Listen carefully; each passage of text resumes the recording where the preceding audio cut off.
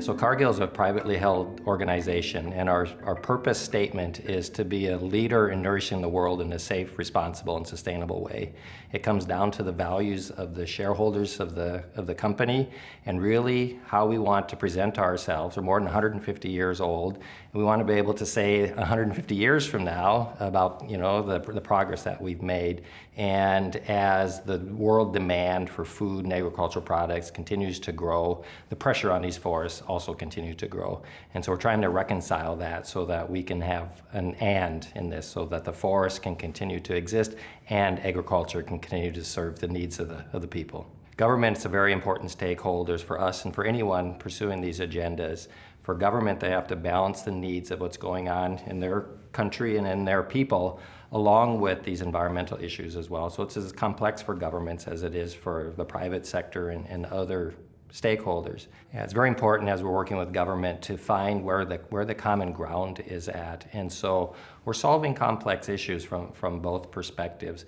And so to really understand what the needs are, what are the priorities of the government? And those priorities typically flow back to the constituencies that they have in their area.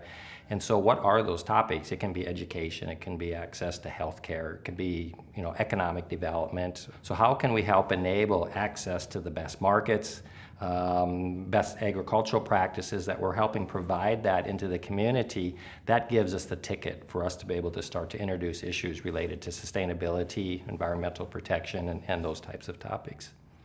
And so Cargill was an original signatory to the New York Declaration on Forest. Very important milestone for us in our journey and declaring what our intentions are.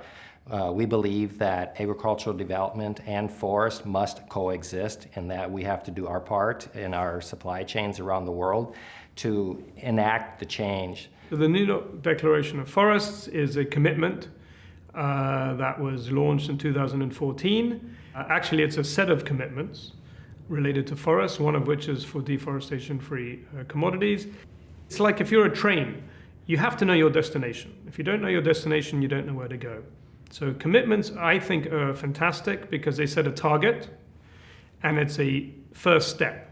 When agricultures continue to grow and conserve the needs of society to have reliable, affordable food available at the right time, and at the same time the pressure on forest and natural ecosystems is at a stable position, so that it's no longer the growth of the agricultural sector is occurring at the expense of the natural vegetation.